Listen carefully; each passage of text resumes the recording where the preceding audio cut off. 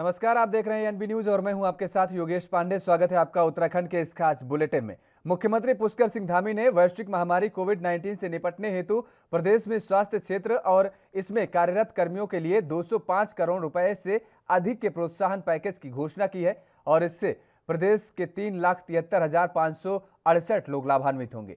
सोमवार को मुख्यमंत्री कैंप कार्यालय स्थित जनता दर्शन हॉल में स्वास्थ्य विभाग द्वारा आयोजित राज्य स्तरीय कोरोना योद्धा सम्मान समारोह में मुख्यमंत्री पुष्कर सिंह धामी ने राज्य के लगभग 50 कोरोना योद्धाओं को सम्मानित भी किया।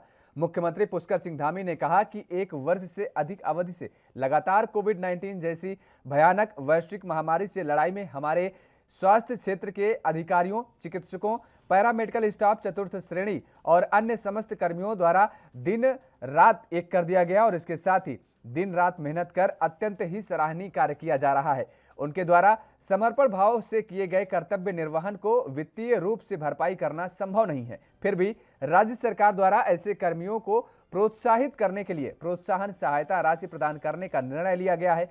मुख्यमंत्री द्वारा घोषित पैकेज के अंतर्गत आगामी 5 माह हेतु आशा, फैसिलिटेटर और आंगनबाड़ी कार्यकर्तियों को भी 2-2 हजार रुपए प्रति माह दिया जाएगा।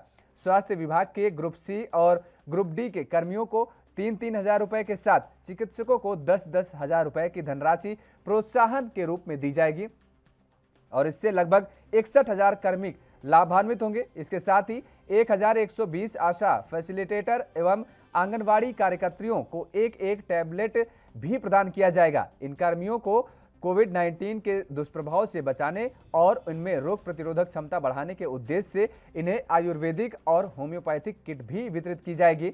इन योजनाओं से लगभग 3,73,568 व्यक्ति लाभान्वित होंगे।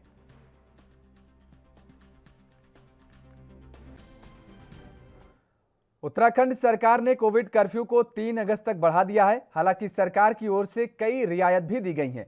सरकारी प्रवक्ता सुबोध उनियाल ने बताया कि कोविड कर्फ्यू के दौरान अब स्पा सैलून खोलने की भी अनुमति दी गई है। इसके साथ ही प्रदेश में ट्रेनिंग इंस्टीट्यूट भी अब खुल सकेंगे। सुबोध उनियाल ने कहा कि राजनीतिक, सांस्कृतिक, धार्मिक आयोजनों से प्रतिबंध हटाते हुए अब ये सभी सूक्ष्म सक्षम अधिकारी की मंजूरी के बाद खुल सकेंगे। वहीं गैर सरकारी और सरकारी दफ्तरों में 100% कर्मियों को बुला सकेंगे, जिसका अंतिम फैसला विभाग या संस्थान की ओर से लिया जाएगा। और उन्होंने कहा कि प्रदेश में कोरोना का ग्राफ कम होने के बाद सरकार ने काफी सोच विचार के बाद छूट देने का यह फैसला किया है और अभी खेल प्रतियोगिताओं के आयोजन पर रोक बनी रहेगी, जबकि मॉल, थिएटरों और रेस्तराओं में 50% के प्रतिबंध को हटाया नहीं गया है। उनियाल ने कहा कि संक्रमण को देखते हुए बाकी प्रावधान पूर्व की तरह जारी रहेंगे।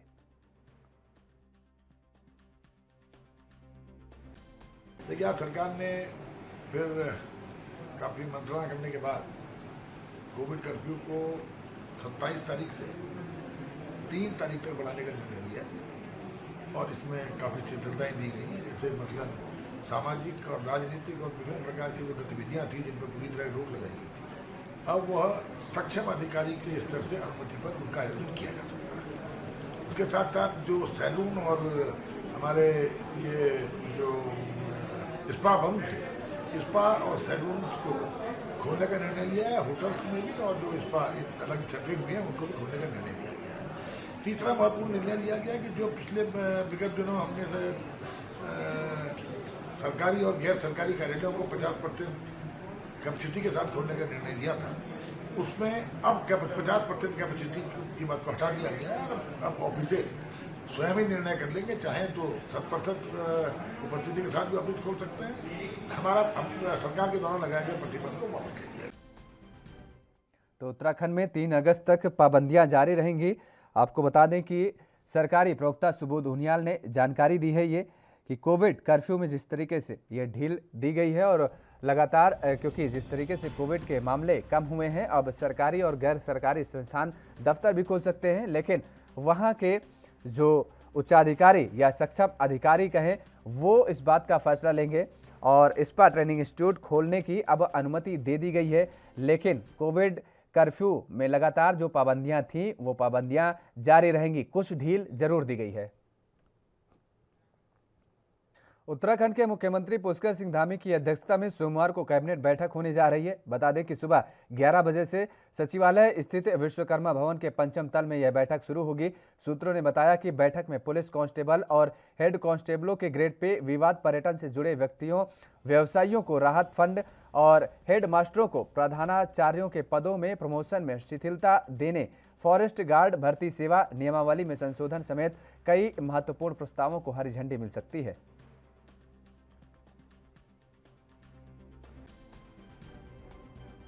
तो सीएम पुष्कर सिंह धामी की कैबिनेट की कल बैठक होनी है और जिसमें कई अहम मुद्दों पर चर्चा होगी और कई प्रस्तावों पर हरी झंडी मिल सकती है।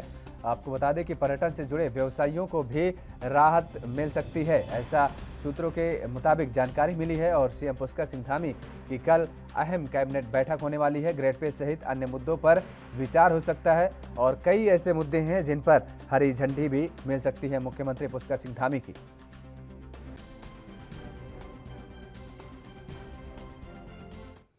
उत्तराखंड में अब सभी सरकारी और अर्ध सरकारी कार्यालयों 100% उपस्थिति के साथ खुलेंगे। लगभग 3 माह 6 दिन बाद दफ्तरों में फिर चहल पहल बढ़ेंगी।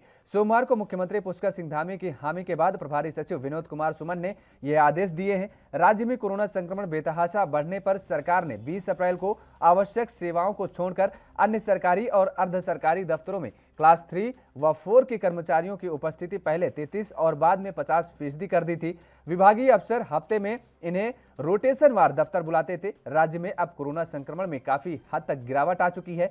यहां तक कि स्वास्थ्य विभाग के नियमित बुलेटिन में 6-7 जिलों में तो आमतौर पर कोई नया केस सामने ही नहीं आ रहा है और इसे देखते हुए सरकार ने सभी कार्यालयों को अब 100% खोलने के साथ निर्णय लिया है। मुख्यमंत्री पुष्कर सिंह धामी की मंजूरी के बाद सामान्य प्रशासन विभाग ने यह आदेश जारी किए हैं और सभी अपर मुख्य सचिव, प्रमुख सचिव, सचिव कमिश्नर, जिलाधिकारियों और विभागाध्यक्षों को मंगलवार से इस आदेश का कड़ाई से पालन करने को कहा गया है और इसके साथ ही कोविड महामारी से बचाव के लिए दफ्तरों में समुचित व्यवस्था और आवश्यक सावधानी बरतने की भी हिदायत दी गई है।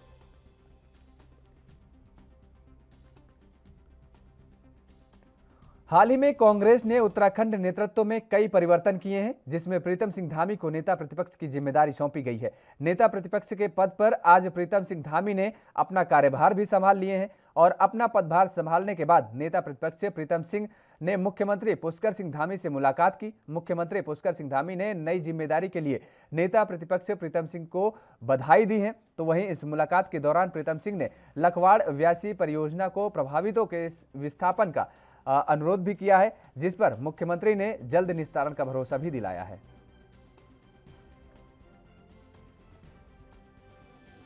उधर नैनीताल के कालाढूंगी विधानसभा के पूर्व कांग्रेस के जिला पंचायत उपाध्यक्ष तारा सिंह नेगी को प्रदेश महामंत्री उत्तराखंड में बनाए जाने पर विधानसभा कालाढूंगी के पदाधिकारियों ने सिंचाई विभाग डाक बंगला बैल पड़ाव में स्वागत किया है। पदाधिकारियों ने वरिष्ठ कांग्रेसी कार्यकर्ता की जिम्मेदारी देने पर खुशी भी जताई है और आगामी 2022 में होने वाले विधानसभा चुनाव में कालाढूंगी से कांग्रेस की जीत सुनिश्चित करने का दावा भी किया है।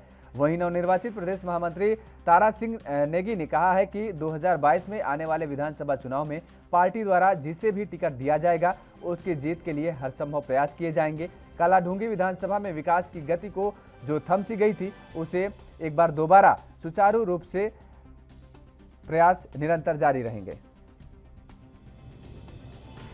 ये निश्चित है कि 2022 में उत्तराखंड में कांग्रेस की सरकार बनेगी, क्योंकि लोग तरसता आ चुके हैं इस भाजपा सरकार से, इनके जुमलों से, इनके कारनामों से। और विकास का नाम नहीं, सिर्फ लोगों को तोड़ने का इनका काम है। तो लोग तोड़ना नहीं जुड़ना चाहते हैं, तो वो आज सब इधर कांग्रेस में जुड़ रहे हैं और सब कांग्रेस का समर्थन कर रहे हैं लोग। और पूरे क्षेत्र में हम भ्रमण कर रहे हैं कि ऐसा लगता है और हम भी कोशिश करते हैं कि कांग्रेस ही अगले इसमें आएगी, क्योंकि लोगों के जो रुझान है, लोगों का जो विचार आ रहे हैं, उन विचारों से मालूम होता है कि 2022 में कांग्रेस की ही सरकार आएगी, भाजपा का नामो निशान मिट जाएगा। तो मैं सभी लोगों से एक अपील भी करना चाहूँगा, हम सभी जो कांग्रेस के कार्यकर्ता हैं उनका दायित्व भी बनता है कि आने वाले 2022 में जो विकास की गति थम सी गई है जो यहाँ पर, तो उसके लिए कांग्रेस के नुमाइंदों को, कांग्रेस के जो भी प्रत्याशी हैं उनके लिए प्रयास करेंगे और उनको जीत हासिल उनको करवाएंगे। और काराडूंगी विधानसभा के साथ साथ जो हमारी अगल बगल की विधानसभाएं हैं, तो हमारा सभी कार्यकर्ताओं से निवेदन रहेगा कि उसका भी वो ध्यान रखें। अपने अपने सबके संबंध होते हैं, लिंक हैं, तो अगल बगल सीटों में भी जो हमारे कांग्रेस के प्रत्याशी होंगे उनको हम जीत दिलाने का कार्य करेंगे। और पार्टी को संगठनात्मक रूप से 2022 के लिए लोगों के बीच में जाकर पार्टी के लिए काम करेंगे। और जैसा भी हो, जैसा लंबे समय से हम यहाँ पर हमारे काराडूंगी विधानसभा क्षेत्र हमारे कांग्रेस के नेतृत्व के अभाव में है, और यहाँ लंबे समय से यहाँ पर हमारा कांग्रेस का विधायक नहीं है, जिससे विकास कार्य रुक से गए हैं। और उनको पूरा करने के लिए हम सबसे पहले जिसको भी यहाँ से टिकट मिलेगा उसको। तो उधर ऊधम सिंह नगर जिले के बाजपुर चीनी मिल में अपनी मांगों को लेकर क्रमिक अनशन कर रहे कर्मचारियों के किसान नेता जगतार सिंह बाजवा ने अपना समर्थन दिया है। इस दौरान उन्होंने कहा है कि प्रदेश सरकार को तत्काल चीनी मिल कर्मचारियों की मांगों को पूरा करना चाहिए। बता दें कि बाजपुर चीनी मिल में कार्यरत कर्मचारी फिटमेंट और मृतक आश्रितों के नियुक्ति और पदोन्नति की मांगों को लेकर बीते 2 दिनों से क्रमिक अनशन कर रहे हैं। चीनी मिल कर्मचारियों की क्रमिक अनशन के दूसरे दिन किसान नेता जगतार सिंह बाजवा ने अपना समर्थन दिया, और इस दौरान जगतार सिंह बाजवा ने कहा कि बाजपुर के विधायक के प्रदेश सरकार में कैबिनेट मंत्री होने के बाद भी समस्याओं का समाधान नहीं हो रहा। उन्होंने कहा कि बाजपुर चीनी मिल लगातार सरकार की उपेक्षा का शिकार हो रही है, और यही कारण है कि चीनी मिल की दुर्दशा बद से बदतर होती जा रही है। लेकिन प्रदेश सरकार चीनी मिल की ओर ध्यान नहीं दे रही, और इस दौरान उन्होंने प्रदेश सरकार से चीनी मिल कर्मचारियों को मांगों को जल्द से जल्द पूरा करने की मांग भी की है। पहली बात तो मैं इस चीनी मिल के प्रति कोई राजनीतिक नहीं हूँ, क्योंकि मैंने बचपन से इस चीनी मिल को देखा है, और हमारे पूर्वजों ने, यहाँ के श्रमिकों ने, यहाँ के बहुत से समाज सेवियों ने इसको अपनी मेहनत से इस फैक्ट्री को खड़ा किया, और ये चीनी मिल हमारे क्षेत्र की आर्थिक रीढ़ के रूप में रही है। और आज बड़ी दुर्भाग्यपूर्ण स्थिति है कि जो चीनी मिल पूरे क्षेत्र को पालती थी, आज उसके कर्मचारी जो हैं वो सड़कों पर बैठे हैं, उनकी कोई सुनने वाला नहीं है।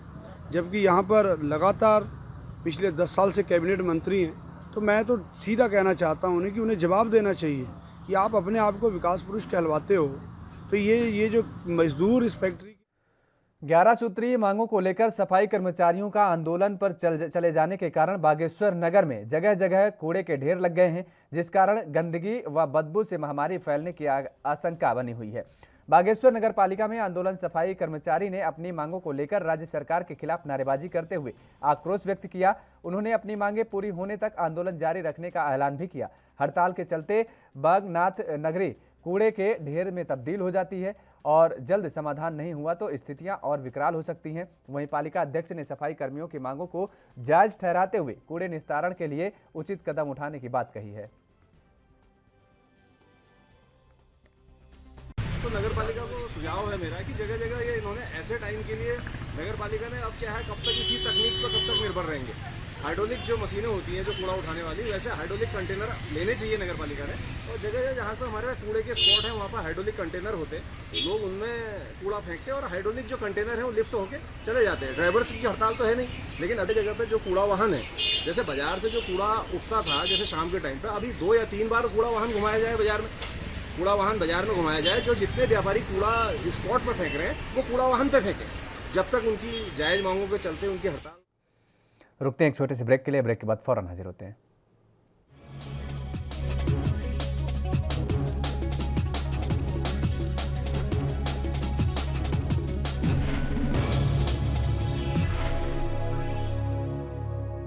ब्रेक के बाद एक बार फिर आप सभी का स्वागत है। खबरों में आगे बढ़ेंगे। देवभूमि पर्यावरण सफाई कर्मचारी संघ के प्रदेश अध्यक्ष राहत मशीन के आह्वान पर आयोजन प्रदेश स्तरीय धरना प्रदर्शन 8वें दिन भी किच्छा नगर पालिका में जारी रहा, और इस दौरान कांग्रेस नगर कमेटी के अध्यक्ष तरुण तनेजा, चतुर्थ वर्गीय राज्य कर्मचारी महासंघ के जिलाध्यक्ष त्रिलोक सिंह नेगी और प्रांतीय व्यापार मंडल के अध्यक्ष राजकुमार बजाज ने संयुक्त रूप से आंदोलन को संबोधित करते हुए कहा कि पूरे प्रदेश की जनता आज देवभूमि सफाई कर्मचारी संघ के जुड़े पर्यावरण मित्रों के साथ कंधे से कंधा मिलाकर खड़ी हुई है, क्योंकि वह वही मांग लोग कर रहे हैं। जब हम सब घर में बैठे हुए थे, फिर भी यह फील्ड में अपनी सेवा दे रहे थे। उन्होंने कहा कि कोरोना काल के दौरान जब अपने ही अपनों को शवों को अंतिम संस्कार नहीं कर रहे थे, उस समय इन्होंने अपनी जान को जोखिम में डालकर सैकड़ों मृतकों का अंतिम संस्कार किया और मानवता की एक मिसाल पेश की है। आंदोलन को समर्थन करने पहुंचे सभी संगठनों ने संयुक्त रूप से सरकार से अपील करते हुए देवभूमि सफाई कर्मचारी संघ की सभी मांगों को मानने की अपील की है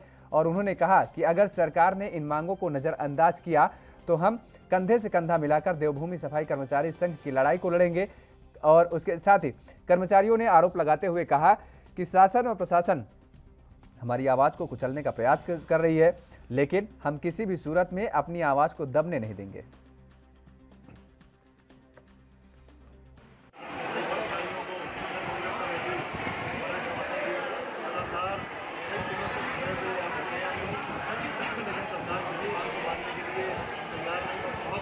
कठिन परिस्थितियों में इनके द्वारा बहुत संभाली गई थी, लेकिन आज सरकार के सामने जो मांगे हैं उचित मांगे हैं, लेकिन उसको भी सरकार जो है मानने को तैयार नहीं है। अगर सरकार ने इस मांगों को नहीं माना तत्काल प्रभाव से तो निश्चित रूप से कर्मचारियों के साथ बैठकर या निश्चित करने से मैं करता हूँ और महासंघ का जिलाध्यक्ष होने के नाते ये मेरी उपशाखा है और उपशाखा के कर्मचारियों का जो है शोषण चल रहा है लंबे समय से।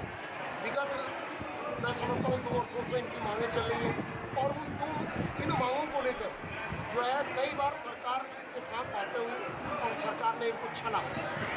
तो मैं आज नैतिक समर्थन के रूप में जो है अभी पूर्ण समर्थन जो है मित्रों एक नगर के नाते भाईचारे के नाते मैं आज नैतिक समर्थन के रूप में इनके बीच में आया हूँ और प्रदेश से अपील की जा रही है कि प्रदेश से लेटर जैसे जारी होते हैं तो महासंघ भी टोटल इनके साथ उतरेगा और प्रदेश में लगभग इस समय 44,000 कर्मचारी हैं और अगर इनकी मांग नहीं मानी जाती है तो 44 के 44,000 कर्मचारी पूरे प्रदेश में उतरेगा और उतरने के बाद ईंट से ईंट बजाने को तैयार रहे।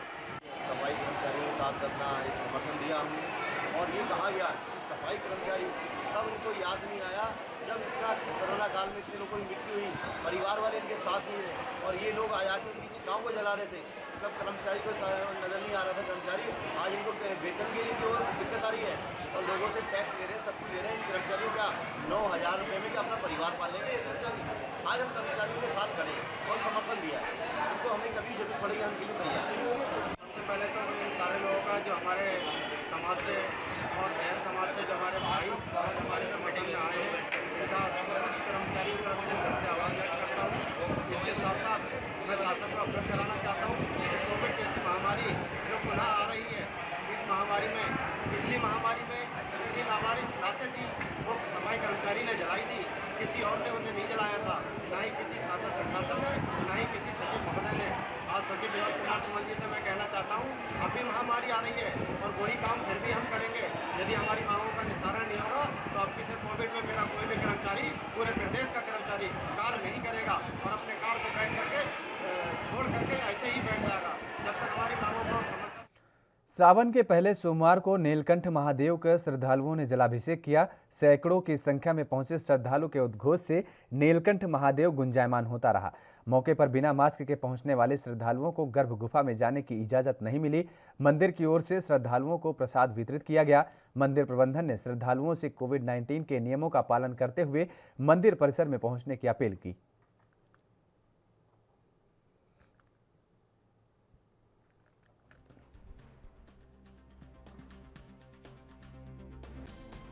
आज श्रावण का पहला सोमवार है और सुबह 4 बजे से ही भक्तों का आना शुरू हो गया है। कोरोना महामारी के कारण भक्तों की संख्या कम तो है, लेकिन फिर भी अच्छी खासी संख्या में भक्त आ रहे हैं और मास्क और उत्तराखंड के कई इलाकों में पिछले कुछ दिनों में भारी बारिश ने तबाही मचा दी है और जिसके बाद बीते दिन बारिश से कुछ राहत मिली थी, लेकिन अब प्रदेश में फिर भारी से भारी बारिश होने की आशंका जताई जा रही है। मौसम विभाग के अनुसार अगले कुछ दिनों में बारिश फिर से आफत बन सकती है, तो इसलिए लोगों को सतर्क रहने की जरूरत है। मौसम विभाग ने उत्तराखंड के कई इलाकों में भारी से बहुत भारी बारिश का रेड अलर्ट जारी किया है। मौसम विभाग ने प्रदेश के निचले कुमाऊं क्षेत्र के जिलों समेत नैनीताल, चंपावत, ऊधम सिंह नगर, देहरादून, पौड़ी, हरिद्वार के लिए 26 और 27 जुलाई को भारी से बहुत भारी बारिश का रेड अलर्ट जारी किया है। मैदानी जिलों समेत नैनीताल, चंपावत, ऊधम सिंह नगर, गढ़वाल मंडल के देहरादून, पौड़ी, हरिद्वार जिलों में भारी से बहुत भारी बारिश, तेज बौछार और किसी किसी इलाकों में भारी से भारी बारिश की संभावना है। वहीं बाकी के जिलों में बारिश को लेकर ऑरेंज अलर्ट जारी किया गया है। तो उधर रुड़की में आज मूल निवासी विद्यार्थी संघ व मूल निवासी संघ ने के बैनर तले विद्यार्थियों ने सरकार की नीति के खिलाफ विरोध प्रदर्शन किया। इस दौरान उप जिलाधिकारी रुड़की को ज्ञापन भी सौंपा गया। विद्यार्थियों ने विरोध प्रदर्शन करते हुए कहा कि इस सरकार में हर वर्ग के लोग परेशान हैं। उन्होंने कहा कि हम सरकार से मांग करते हैं कि उत्तराखंड में कॉलेज व यूनिवर्सिटी के शिकार सैकड़ों विद्यार्थियों का रिजल्ट जारी किया जाए और ओबीसी का प्रतिनिधित्व घोषित करें, विद्यार्थियों की छात्रवृत्ति जारी करें, ओबीसी के बैकलॉग रिक्त पदों पर विशेष भर्ती अभियान से नियुक्ति करें, सभी विभागों व निकायों में सफाई कर्मचारियों को नियमित पक्के रोजगार दें और इसके साथ ही कोरोना के नाम पर स्कूल व कॉलेज को बंद पड़ी पढ़ाई को शुरू करें। इन्हीं सब मांगों को लेकर उन्होंने उप जिलाधिकारी को ज्ञापन भी सौंपा और सरकार के खिलाफ विरोध प्रदर्शन भी किया। विद्यार्थियों का कहना है कि यह सरकार पूरी तरह विफल हो चुकी है। कोविड काल में जहां एक और सरकार को राजनीतिक कार्यक्रम कराने में कोई आपत्ति नहीं है, तो स्कूल कॉलेज खोलने में आपत्ति क्यों? आज हमने मूल निवासी संघ और मूल निवासी विद्यार्थी संघ के माध्यम से हमने धरना प्रदर्शन रखा है। इसमें हमने सबसे पहले छात्रों की समस्याओं को रखा है, क्योंकि उत्तराखंड में निर्धारित सीटों से ज़्यादा एडमिशन करा के छात्रों से यूनिवर्सिटी फीस भी ली जाती है, उनके एग्ज़ाम भी कराए जाते हैं, लेकिन उनके रिजल्ट घोषित नहीं किए जाते और हज़ारों की संख्या में ऐसे छात्र हैं जिनके रिजल्ट घोषित नहीं किए जा रहे हैं और उनका भविष्य भी खतरे में है। और अभी सरकार ने वैकेंसीज भी निकाली है और वो छात्र उस निर्धारित समय सीमा को पार नहीं कर पा रहे हैं, वो नौकरी से भी वंचित रह रहे हैं, फॉर्म भरने से भी वंचित है। हमने बैकलॉग के पदों को भरने की भी मांग की है कि बैकलॉग के पदों को भरा जाए, जिससे 40 से 45 हज़ार बैकलॉग के पद खाली हैं। अगर उन बैकलॉग के पदों को भरा जाता है तो 40,000 परिवारों को रोज़गार मिलता है और 40,000 परिवारों को रोज़गार मिलता है तो उनकी आने वाली 2 पीढ़ियाँ जो है अच्छी सफल होती है। और साथ ही साथ हमने नीट में जो ओबीसी का रिजर्वेशन ख़त्म किया है उसको हमने बहाल करने की मांग की है कि नीट में भी ओबीसी का रिजर्वेशन बहाल किया जाए, उसको जारी रखे ताकि ओबीसी के जो छात्र हैं वो मेडिकल में प्रवेश पाएँ और अच्छे डॉक्टर बन सके। उनसे जो समस्या है, देखिए इसमें सरकार का गैर जिम्मेदाराना रवैया चल रहा है और सरकार इस देश के नागरिकों के हित में पॉलिसी नहीं बना रही है, उनके विरोध में पॉलिसी बना रही है। अभी शिक्षा नीति को उन्होंने बनाया, उसमें बिल्कुल बच्चों को शिक्षा से पिछड़ने का वो काम कर दिया है। कृषि बिल ये लाए हैं जिसमें किसान 7 महीने धरने पर बैठे हैं। महिलाएं देख रहे हैं कि महिलाओं के साथ कितने अत्याचार हो रहे हैं, कोई भी वर्ग सुरक्षित नहीं है। 97% युवा वर्तमान में जो मुद्दे निकल कर आए हैं, बैकलॉग से संबंधित हो गया, इसके अलावा जो सफाई कर्मचारी के जो पद हैं, एक उनका कार्य हैं, उनको फिक्स किया जाए या फिर इसके लिए स्कॉलरशिप के संबंध में, शिक्षा को लेकर के, तो ये जो सारे मुद्दे हैं वर्तमान में देखा जा रहा है कि शिक्षा को इस तरह से दरकिनार कर दिया गया है कि अन्य काम हो सकते हैं, शादी विवाह हो सकते हैं और इसके अलावा धार्मिक चीज़ें हो सकती हैं। क्या शिक्षा जो इस देश में बच्चे हैं, वो जो इस देश को चलाने वाले जो जमीन स्तर पर चलाएंगे, तो उनको मजबूत करने के लिए क्या कर रही है सरकार? ये हमें ये देखना होगा कि हमें पूरे राष्ट्र लेवल पर इसको संज्ञान में लेना चाहिए और ये सरकार की विफलता है। उत्तराखंड के इस खास बुलेटिन में मेरे साथ फिलहाल इतना ही। बाकी खबरों के लिए आप देखते रहिए ANB न्यूज़।